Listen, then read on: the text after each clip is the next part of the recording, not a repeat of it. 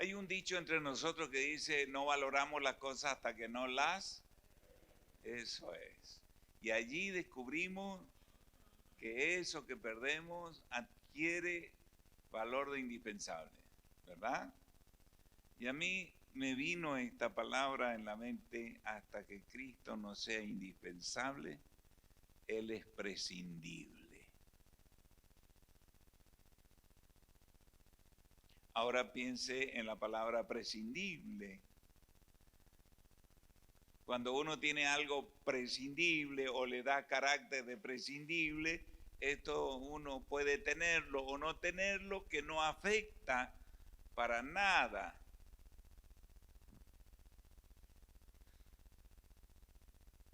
Y ahí estamos empezando a preocuparnos. El título del mensaje dice, hasta que Él se vuelva indispensable. Quiere decir que hay momentos en que uno puede vivir supuestamente como cristiano sin que Cristo sea indispensable. Y está optando por alternativas. En este momento ya está arreglado el auto que me prestaron durante el tiempo en que salían los trámites del seguro, ya que la Berlingo fue chocada y se dio vuelta y tiene destrucción total. Y un hermano me prestó el auto, con tarjeta, todo legítimo. Y yo decía, Señor, que no se cumpla aquí el que en lo ajeno, ¿cómo era? La desgracia. No vengo que paro allí en la Santa María de Oro, en el semáforo, y viene una chica que había sacado su auto Corsita el sábado y yo venía el domingo. Y yo freno en el semáforo porque frenan todos los autos, freno. Y ella venía o muy distraída o su freno no era muy bueno. El asunto es que vino y quiso evitarme y no pudo y ¡pum! Me la pegó. Y rompió el paragolpe de atrás del auto que no era mío. Y estaba a punto de devolverlo.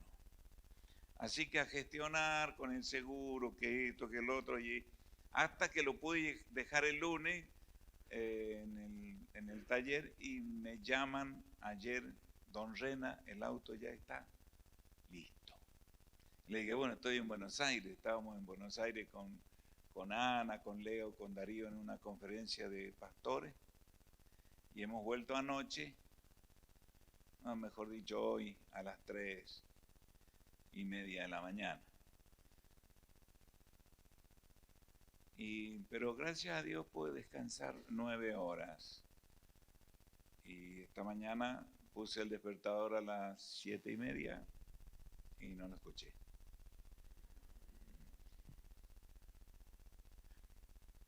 Y ahí es donde uno descubre que hay personas que son indispensables, ¿verdad? Para algunas cosas hay personas que son indispensables. Me preguntaron ¿en dónde me preguntaron? Estado civil, viudo. Miércoles me sonó. Yo sé que soy, pero la palabra es complicada. Tengo la pieza donde con Norma dormíamos, que ahora duermo solo. Un despelote. Y uno descubre que es indispensable. Así que ahora tengo que llegar a casa, porque después del viaje y algunas cosas que quedaron de la semana pasada, así que sea que necesiten o no, las voy a meter todas en el lavarropa. Le voy a echar esto acá y acá, en todos los huecos de la puerta le voy a echar algo y lo voy a poner en marcha ahí, en el nombre de Jesús, y hasta que se pare. La bandina no.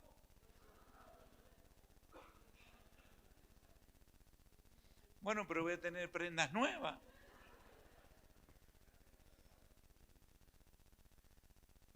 Ya ustedes han llegado a la conclusión del mensaje, hasta que Cristo sea indispensable. Y el título a usted le sugiere que es posible que uno viva confesando que es cristiano sin que Cristo sea indispensable, con una conciencia de que, bueno,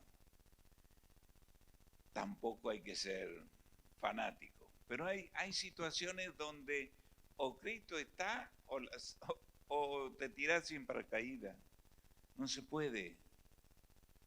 Es como Jesús diría, yo sin el Padre no soy nada, yo y el Padre uno somos, Él es indispensable.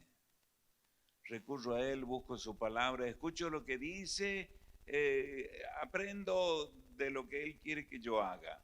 Es indispensable. Vamos a Juan capítulo 6.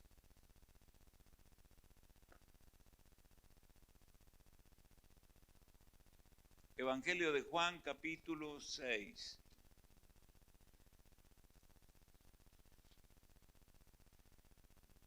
Vamos a leer los primeros 15 versículos de corrida. ¿Quién está allí? ¿Anita? Anita, uno detrás de otro, no vamos a comentar nada. Y quiero que ustedes vayan observando cuántas personas intervienen y cuántas veces Jesús interviene en medio de la situación.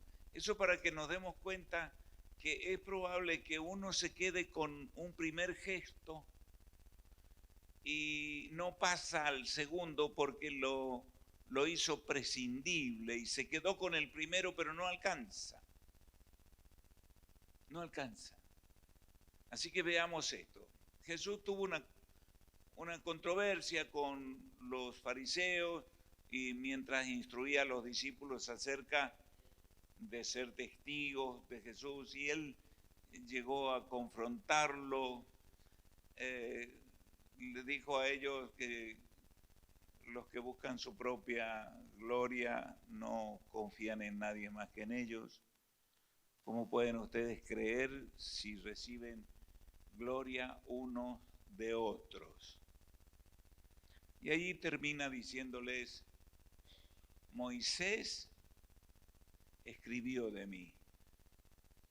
Y si ustedes honraran lo que Moisés escribió de mí, honrarían mi palabra. Es para meditar esto. Entonces, después de esto, cada vez que Jesús tenía una gran confrontación, cada vez que usted tiene una gran confrontación de la necesidad y los recursos, usted necesita continuar con Él, porque Él es indispensable para que se le haga la luz. Si usted está en una gran confusión acerca de qué hacer en el futuro, más o menos, ¿qué votar? No, eso lo dejamos aparte. Pero puede ser una gran confusión alguna decisión a tomar. Y usted ha recibido un gesto, tiene una idea, trajo una experiencia pasada y piensa que eso le alcanza. Y yo diría, asegúrese de que llegó a tener la palabra indispensable, si no los frutos no se van a ver. Así que preste atención a esas cosas. Después de esto, Jesús fue al otro lado del mar de Galilea, el de Tiberias, y le seguía una gran multitud, porque veían las señales que hacía en los enfermos. Entonces subió Jesús a un monte y se sentó allí con sus discípulos. Y estaba cerca la Pascua, la fiesta de los judíos. Cuando alzó Jesús los ojos y vio que había venido a él gran multitud, le dijo a Felipe, ¿de dónde compraremos pan para que coman todos estos? Le pregunta, pero esto decía para probar a Felipe, porque Jesús sabía lo que había de hacer. Felipe le respondió, 200 denarios de pan no bastarían para que cada uno de ellos se comiera un miñón. Uno de sus discípulos, Andrés, hermano de Simón Pedro, le dijo, aquí está un muchacho que tiene 5 panes de cebada y 2 pececillos. ¿Mas qué es esto para tantos? Entonces Jesús les dijo, hagan recostar a la gente. Y había mucha y buena hierba en ese lugar. Se recostaron como en números de 5.000 varones. Y tomó Jesús aquellos panes y habiendo dado gracias los repartió entre los discípulos. Y los discípulos entre los que estaban recostados. Asimismo de los peces, cuánto querían. Y cuando se hubieron saciado, dijo a sus discípulos, recojan los pedazos que sobraron para que no se pierda nada. Recogieron pues y llenaron 12 cestas de pedazos, que de los 5 panes de cebada sobraron a los que habían comido. Aquellos hombres entonces, viendo la señal que Jesús había hecho, dijeron, este verdaderamente es el profeta indispensable que había de venir al mundo. Pero entendiendo Jesús que iban a venir para apoderarse de él y hacerle rey, volvió a retirarse al monte él solo. Hasta ahí el texto. Yo le metí indispensable, pido disculpas porque no dice ahí eso, ¿no? ¿Cuántas veces intervino Jesús en diálogo, ya sea con uno o con otros? 6 veces. 6 veces. A ver, negro.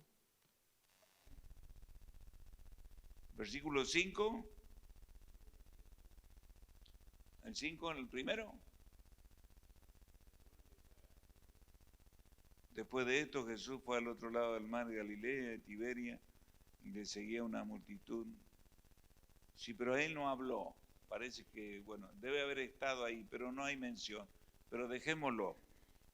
Versículo 5, le preguntó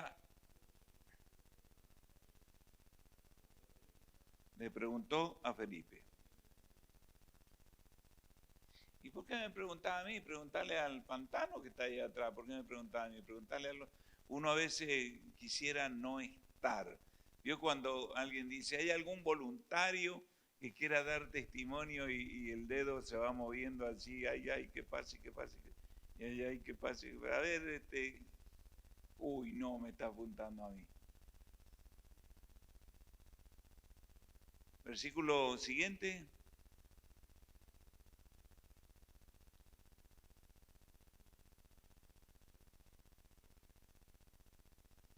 ¿Qué otra participación tiene? El 10, ¿qué dice? Haga recostar a la gente. El 11.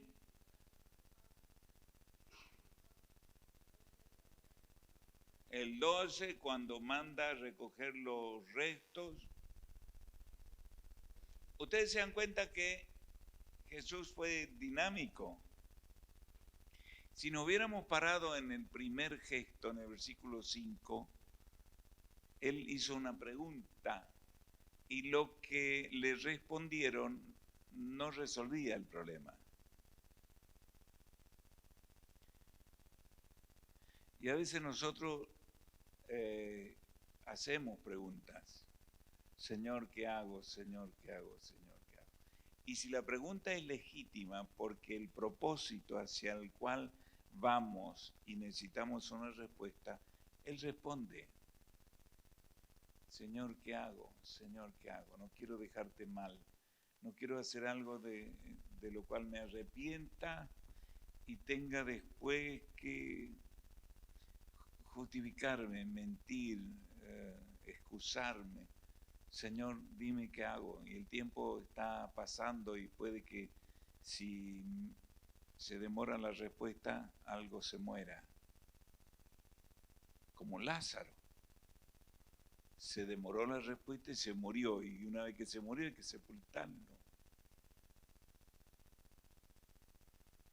Yo iré y le sanaré. Se demoró y la niña se murió. Para ambos casos Jesús era indispensable, pero no llegó en el tiempo de nuestra necesidad o nuestra manera de pensar o lo que pensamos que debería ser el tiempo.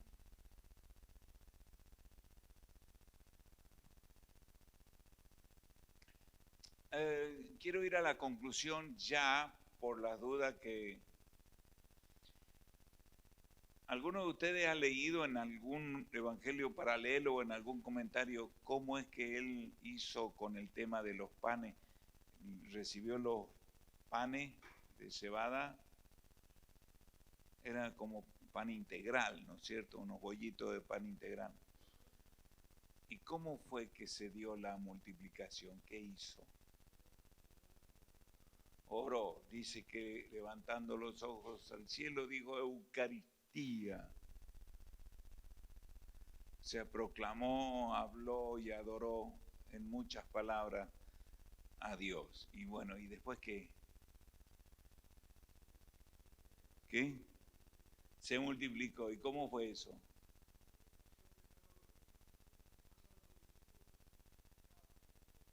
Claro, ese es lo que vos pensás. ¿Alguien un poquito más cerca de la realidad? No dice. No tenemos ni idea cómo pasó. No dice. No dice. Eddie dice que Jesús agarró un pedacito y se lo puso en la mano a los discípulos y ahí se multiplicó como el echó maíz, salió pochoclo. No, no dice. Pero evidentemente se multiplicó y evidentemente se juntaron restos. Y el juntar los restos, todos los discípulos participaron de la juntada. Y todos tuvieron contacto con la multiplicación, lo que todos comieron, incluyendo ellos, salió de esos 5 panes y 2 peces. Han habido un montón de intentos de explicar. No dice, pero sí dice que Jesús fue indispensable. ¿Verdad? Muy bien. Dice, ¿cómo vamos a darle de comer a esta gente? Y ahí viene la respuesta de Felipe. ¿Qué le dice Felipe? Esto es imposible. O sea, ¿y qué hubiéramos dicho nosotros? Lo mismo que Felipe. ¿Qué diríamos ahora para un montón de cosas que tenemos contacto con ellas como necesidad? Esto es imposible. Lo que tengo solo una oración y esto no alcanza. Tengo una sola bala y son 2 leones. Tengo un solo billete y son 2 bocas. No alcanza, ¿verdad? Hoy en día hay muchas ilustraciones de cosas que uno llega a la conclusión que no alcanzan. Usted tiene un montón. Pero apareció ahí, creo que era Andrés, dice. Apareció Andrés, hermano de Simón. La pregunta mía es, ¿cómo es que anduvo diciendo alguien tiene algo, alguien tiene comida, alguien tiene para compartir? ¿Cómo es que el pibe este puso a disposición los panes y los peces? Se los pidieron, se enteró, tampoco dice.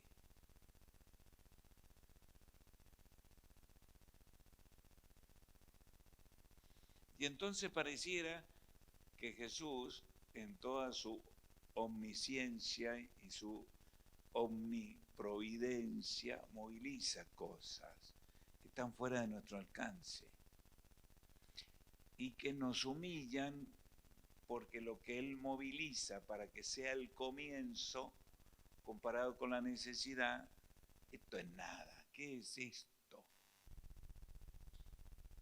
¿Y cómo sé que Jesús movilizó ese insignificante comienzo de respuesta? Y porque a partir de eso, Él comenzó a resolver el problema. Miren qué interesante.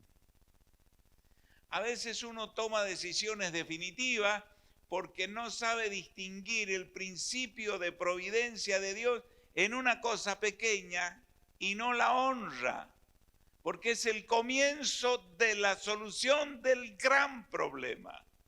A partir de los panes y los peces puestos en las manos de Jesús, se resolvió el problema.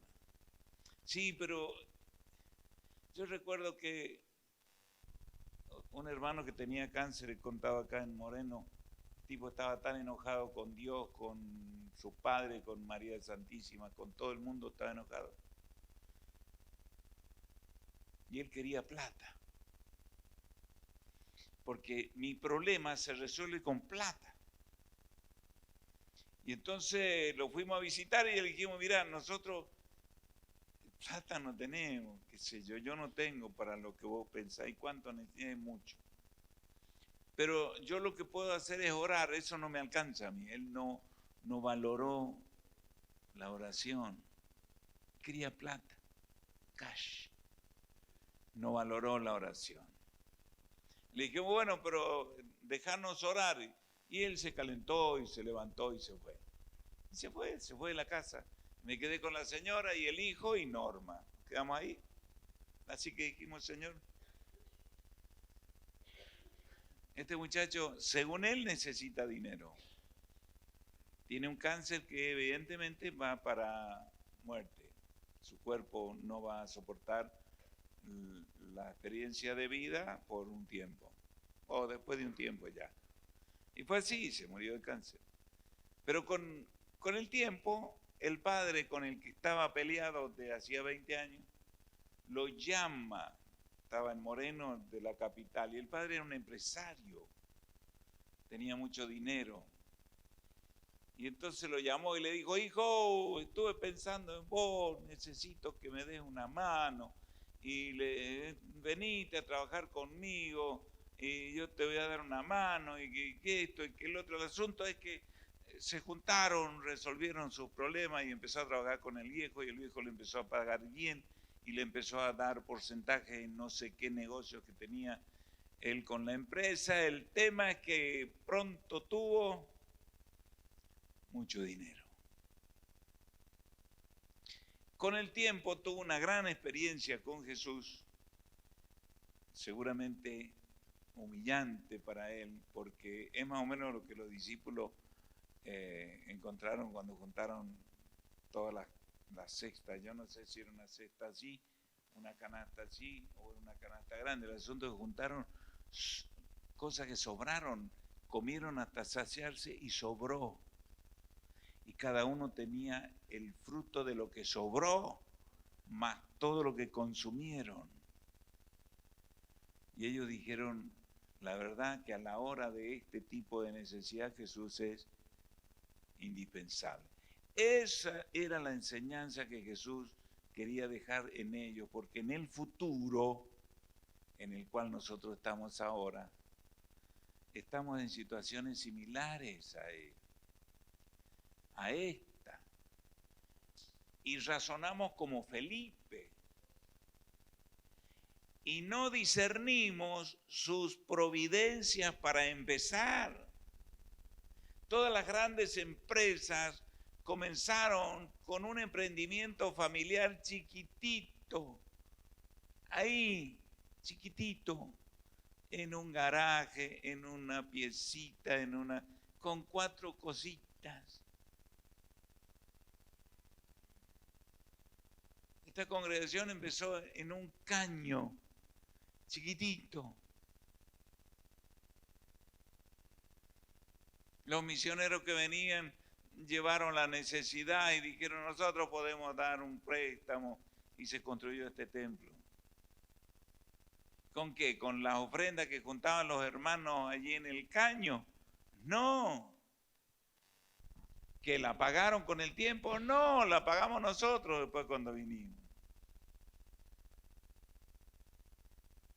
Quiere decir que nosotros tenemos una de las pocas cosas que necesitamos en la vida, es relacionarnos con Jesús de tal manera y en todos los frentes hasta que Él se vuelva indispensable, no prescindible.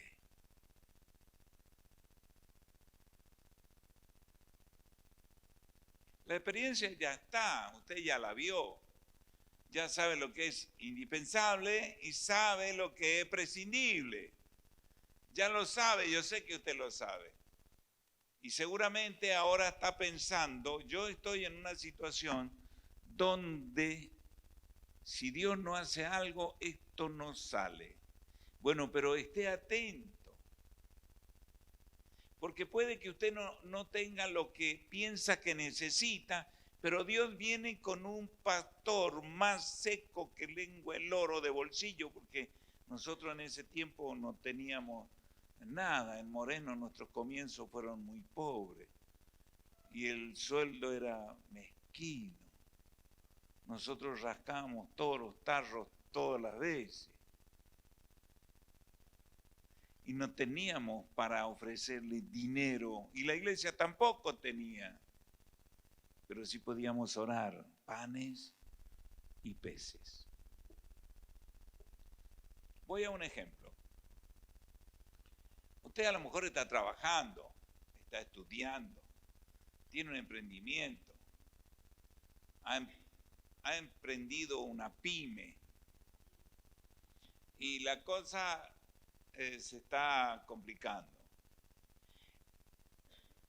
El objetivo del cual usted debe depender es saber qué me muestra el Señor como principio de respuesta, que inevitablemente es provisto por Él y va a ser después multiplicado por Él. En el incidente aparece, aquí hay un muchacho que tiene 7 panes y 2 peces, o 5 panes. ¿Cómo es que salió a la superficie el pendejillo este? ¿Cómo se le ocurrió eventualmente, si es que lo ofreció, ofrecer eso para semejante necesidad?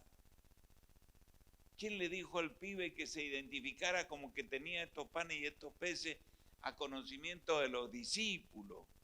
Hay un montón de preguntas que no tienen una respuesta fehaciente, o sea, que uno pueda decir, así se produjo y así puedo esperar que se produzca. No dice.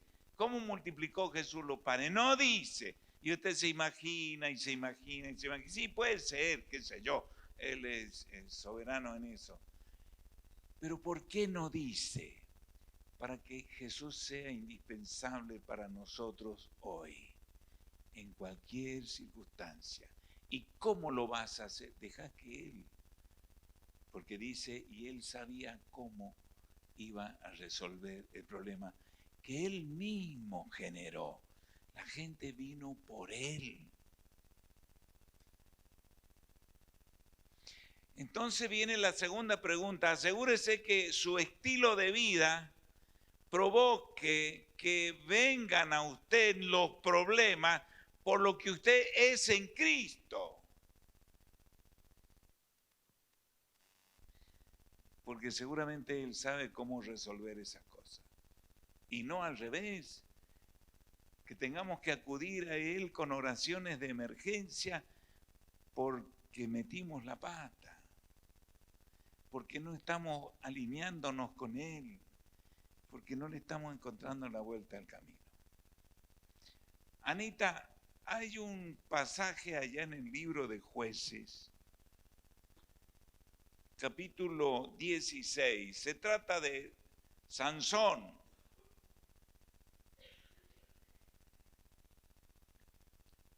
En el versículo 20, en uno de los tantos intentos de Dalila para conocer el secreto de su fuerza, la presión y la presión y la presión de Dalila hace que él le termine dando pistas y le revele que el secreto de su fuerza es que Dios lo había llamado a hacer de él consagración, santidad para Dios, un santo.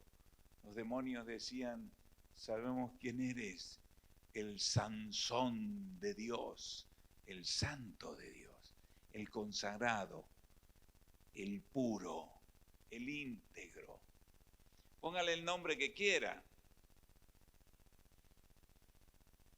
Y entonces consiguió el secreto y él volvió otra vez a presumir de que si lo ataban cuando vinieran los filisteos, él podía romper las cuerdas de... Lo habían atado con todo tipo de cosas y él había roto todo.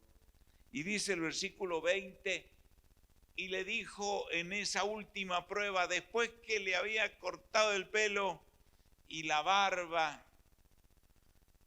me hace acordar al tango La Comparsita, dice, la barba Cristo se la han afeitado.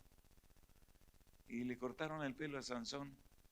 En realidad le quitaron el símbolo, porque ya Sansón había hipotecado su carácter nazareo con su pecado licencioso. Llegó al final, le quitaron la capa, le quitaron las uñas, eran símbolos de su ministerio. Y entonces el versículo dice, Sansón, Sansón, los filisteos sobre ti. Y luego que despertó él de su sueño, se dijo, oiga, había establecido un patrón de respuesta a la vida a partir de su manera de ver las cosas. Y se dijo, esta vez saldré como las otras y me escaparé. Lea conmigo, pero no lea más. Él dijo, esta vez saldré como las otras y me escaparé, pero. Cuando en la Biblia usted lee pero, usted empieza a temblar, porque todo lo que dice antes del pero no es cierto. Yo voy a venir, sí, te voy a traer lo que me estás pidiendo, pero entonces no te lo va a traer. Si agrega pero, es porque no está comprometido a cumplir su palabra.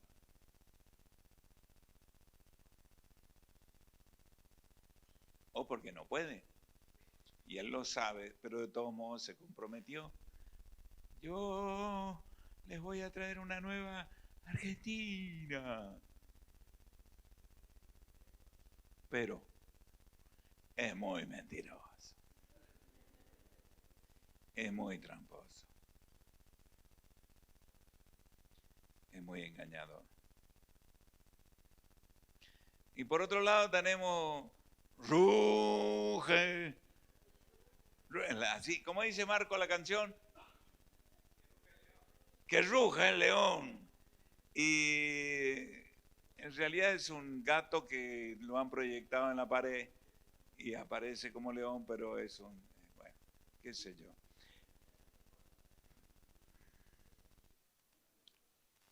Qué hermosa es nuestra Argentina, ¿no?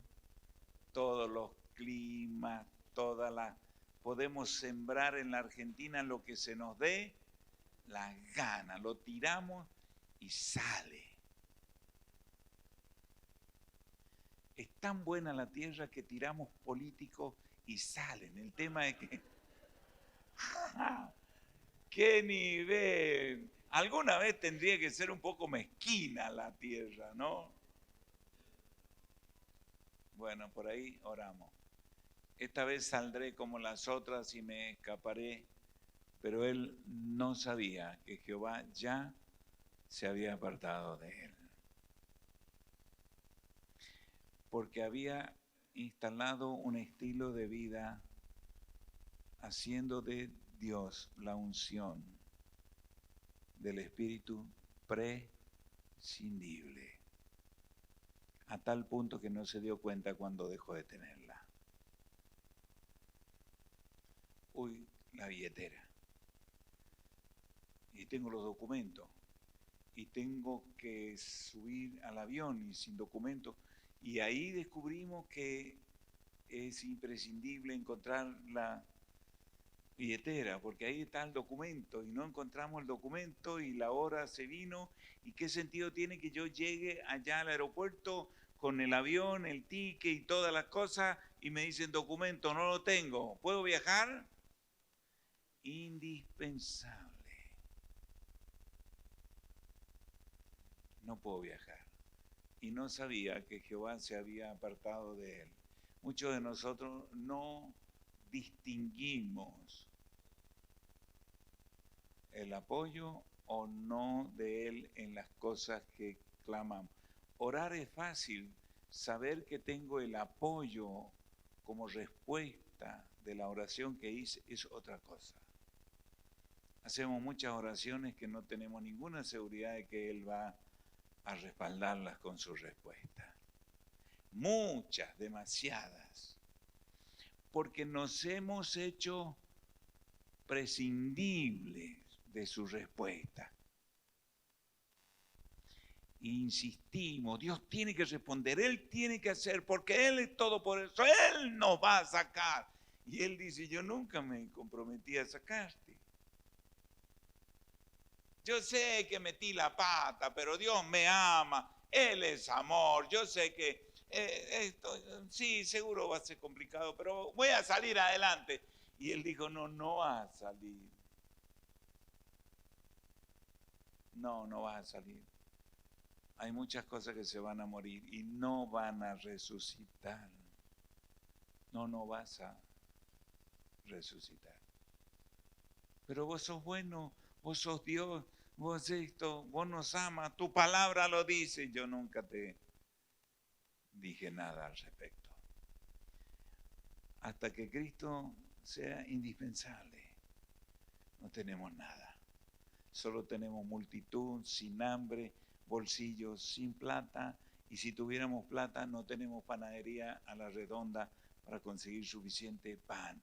No tenemos nada. Y como no hemos hecho lo suficiente para volvernos sensibles a su voz, nosotros andamos en la vida prescindiendo de su voz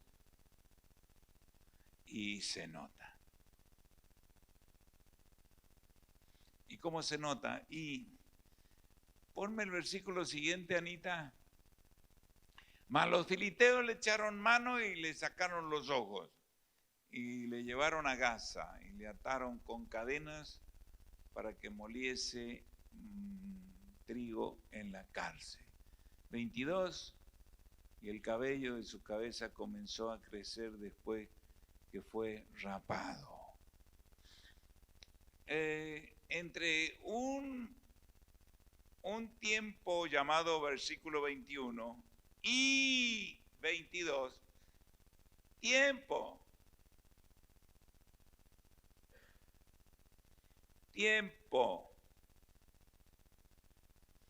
Nosotros pensamos que bueno, ya está, nos cortaron la cabeza, perdimos el ministerio, nos sacaron del cargo, nos echaron de la iglesia, todo, nos echaron del trabajo, el accidente y ya no puedo volver, todo eso que ocurre y lo metieron en la cárcel para, qué sé yo, ¿qué está haciendo ahí? Es incómodo, es malo. Y el 22, tiempo. Y a veces, ¿qué hizo en ese tiempo Sansón? Ordenó los patitos. ¿Podía tener prostituta a disposición en la cárcel mientras molía? Y si hubieran venido a visitarlo las amigas con las que pasaba sus noches de fiesta, ¿podría haber hecho algo con ellas si estaba atado al molino?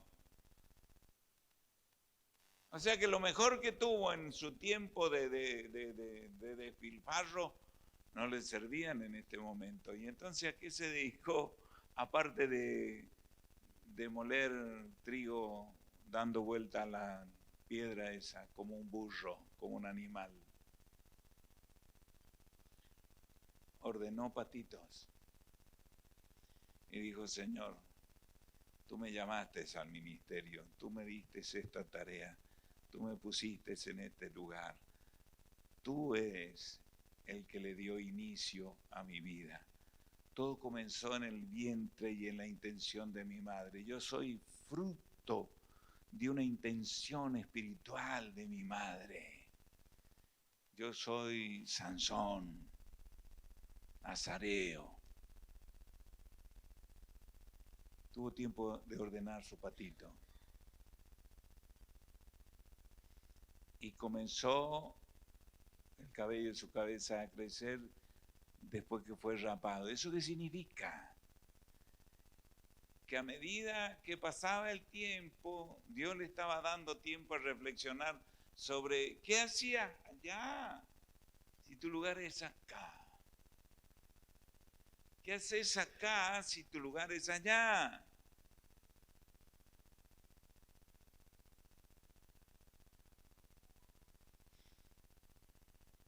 Versículo 23 dice, entonces los principales de los filisteos se juntaron para ofrecer sacrificio a Dagón, el dios que ellos tenían, su dios de la fertilidad y de la prosperidad, y para alegrarse, o sea, chupar vino. Y dijeron, nuestro Dios se entregó en nuestras manos a Sansón, nuestro enemigo. Los demonios hacen fiesta cuando usted bajó de nivel y empezó a desconfiar de Dios y a prescindir de Él. Hacen fiesta con usted.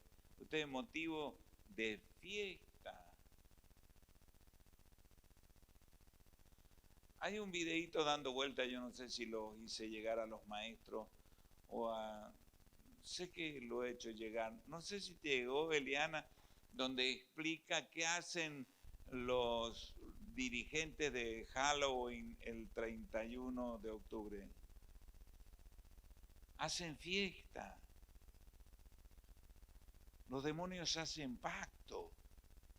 La gente que sirve a Satanás hace pacto, hace sacrificio. Proclaman maldiciones contra los cristianos. Conjuran, se consagran a matar cristianos hasta acabar con ellos. Son como los Hamás con Israel, descendientes de Esaú. Versículo 24 y vamos al final. Viendo el pueblo y viéndolo el pueblo, alabaron a su Dios a los gritos. Nuestro Dios entregó en nuestras manos a nuestro enemigo y al destruidor de nuestra tierra, el cual había dado muerte a muchos de nosotros. Se refería a Sansón. Porque has venido aquí antes de tiempo a atormentarnos. Sabemos quién eres, el Sansón de Dios. Y terminaron crucificándolo, pensando que el tema es que Jesús era un Sansón sin pecado, por eso no lo podía la muerte retener y resucitó. Y hoy es nuestro recurso. No importa el comienzo pequeño de su respuesta, siempre va a ser providencia. Y usted va a decir, pero no alcanza, déjalo en las manos del Señor. Consagralo. Versículo 25 dice, y aconteció que cuando sintieron alegría en su corazón, dijeron, llamad a Sansón para que nos divierta. Y llamaron a Sansón de la cárcel y sirvió de juguete delante de ellos. Y lo pusieron entre las columnas. Muchos de ustedes lo usan como motivo de burla en su trabajo, en el centro cívico, en el colegio, en el vecindario. hacen burla de su fe para que sea juguete. Y lo pusieron entre las columnas principales del edificio siguiente. Entonces Sansón dijo al joven que le guiaba de la mano porque era ciego. Le dijo, acércame y hazme palpar las columnas sobre las que descansa la casa, las principales de abajo. Dios le fue guiando de nuevo, aunque él no tenía ojo.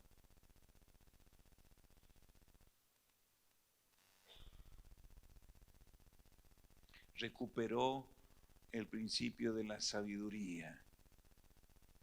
Ponme en contacto con las columnas principales para que me apoye sobre ellas. Versículo siguiente dice, mire lo que hay acá. Y la casa estaba llena de hombres y mujeres. Todos los principales de los filisteos estaban allí. Todos los principales, principados, potestades, gobernadores.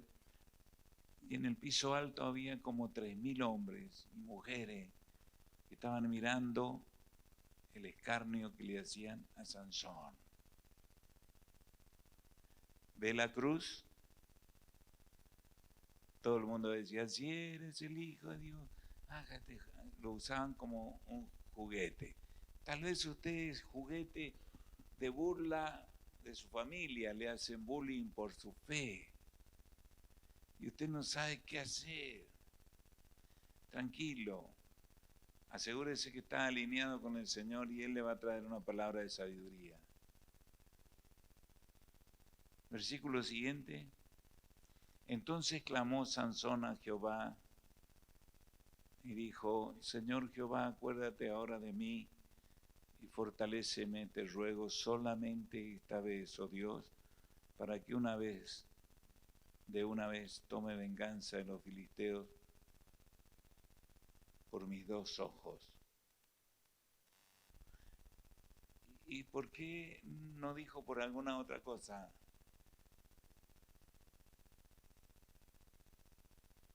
¿Por qué por los ojos? El pelo ya le estaba creciendo natural, pero los ojos ya no los iba a recuperar, se los arrancaron, le metieron un cuchillo en el ojo. ¿Y qué significarán los ojos?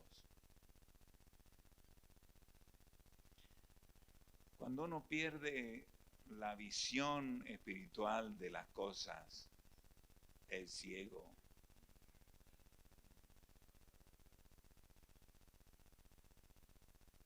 La lámpara del cuerpo, dice Antonito, son los ojos. Versículo siguiente. Asió luego Sansón las 2 columnas. No dice que Dios respondió sobre las que descansaba la casa y echó todo su peso sobre ella, su mano derecha sobre una y su izquierda sobre la otra, porque lo habían atado a una columna y a otra, y o empujaba para afuera o tiraba para adentro. Versículo siguiente. Y dijo Sansón, muera yo con los filisteos. A veces decimos cosas sin mucha sabiduría, porque él no tendría que morir con los filisteos y como un filisteo aplastado. Murió como un filisteo siendo un nazareo. Muchos de nosotros, hijos de Dios, morimos como un incrédulo y no tendríamos que morir como un incrédulo.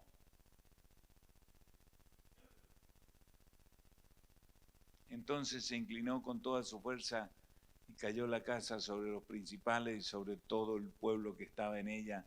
Y los que mató al morir,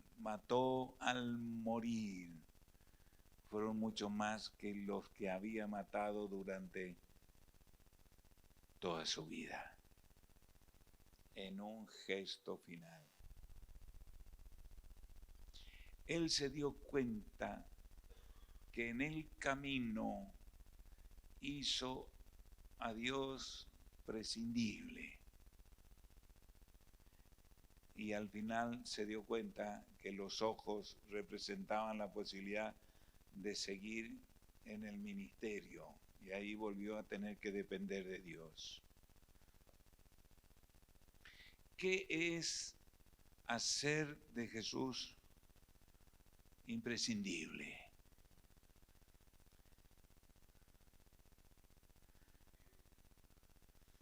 Hay un cuadrito que vi en YouTube por ahí,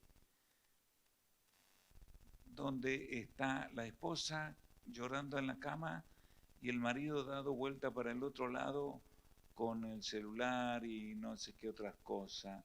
Y el cuadrito dice más o menos como la frase que yo acuñé: cuando puedes y no quieres,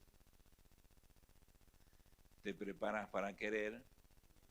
Ahí está, y no poder. Y en el cuadrito de abajo aparece él dado vuelta para acá llorando y al lado una foto de la mujer porque ella ya se había muerto.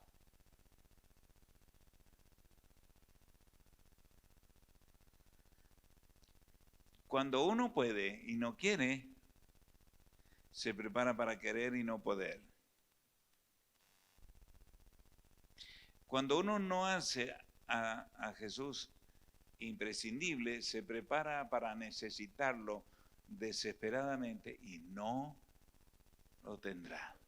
Cuando uno no valora la oportunidad de tener intimidad con Él, leer su palabra, orar con tranquilidad y con paz, gozarse en su presencia porque todo está bien, se prepara para tener urgencias sin Biblia, con oraciones cruzadas, con emergencias y no tener respuesta para la necesidad.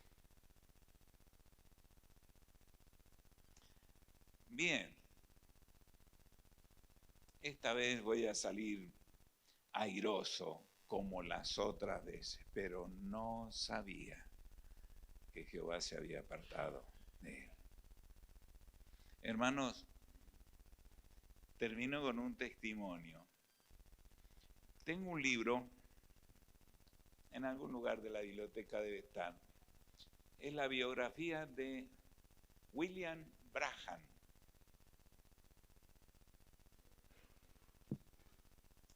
Pueden googlearlo. Biografía o vida de William Graham, como Billy Graham, William Graham. Era un predicador con una unción increíble, un don profético que de pronto le decía: no combina tu ropa interior con tu ropa exterior. Bueno, ¿qué importa eso? Pero el tipo tenía una unción de revelación que te podía decir por el Señor las cosas que tenías ocultas a la vista de las personas. Señales, prodigios, milagros, sanidades, liberaciones, sus campañas eran increíbles. Pertenece al tiempo de los ministerios de sanidad. Yo lo he contado acá. A él lo presentaba un hermano muy íntimo de él, que cuando lo presentaba hablaba de Jesús, el imprescindible. En todo momento, en lo privado de Willy Graham y en público. Diría Kathryn Kuhlman: no me maltraten al Espíritu Santo, porque si no, Él no se va a quedar. Y este hermano exaltaba a Jesús. Y luego decía: quien va a presentar el mensaje de la palabra, el hermano Willy Graham. Y en 2 palabras le decía: ven, Willy, Señor, usa a este hombre con todas sus debilidades y fragilidades. Hasta que un día este hermano íntimo que lo protegía no pudo estar, y lo hizo uno de los hermanos que tenía deslumbramiento por él, y dijo: acá tenemos al gran hombre de Dios, gran predicador. Y se pasó como 10, 15 minutos hablando de él. Y dijo, esperamos que Jesús encuentre la forma de usarlo hoy. Y entonces, esa fue la última noche de la última campaña. De ahí fueron a otra zona donde había otra campaña, y antes de llegar tuvo un accidente y su cabeza parecía una pelota de básquet más grande que ella. Y le dijeron a este amigo, che, vos sabés que William tenía un accidente allá, está muy mal y dicen que probablemente no se salve, ¿vas a ir para allá? No.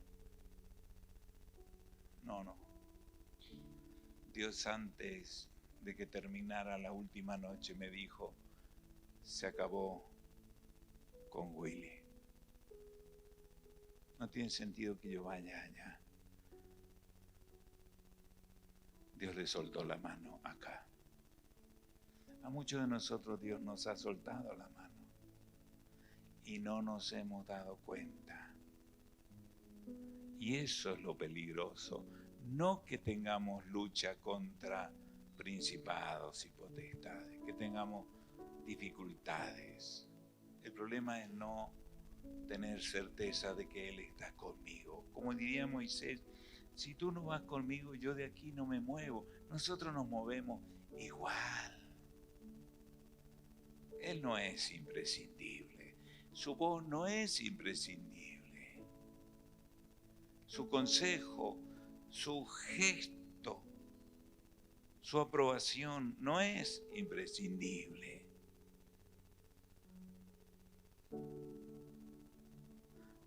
Y no podemos juntar frutos después. No hay resto. Estos están saciados. ¿Para quién son las 12 sextas? Y para compartir con otros. Y Jesús dijo, este es el modelo. Este es el modelo, hermanos. Mire para atrás. Toda palabra profética tiene el propósito de que hagamos un examen. Y tiene el propósito para prepararnos hoy para lo que viene después. Y no cometer los mismos errores. Amén.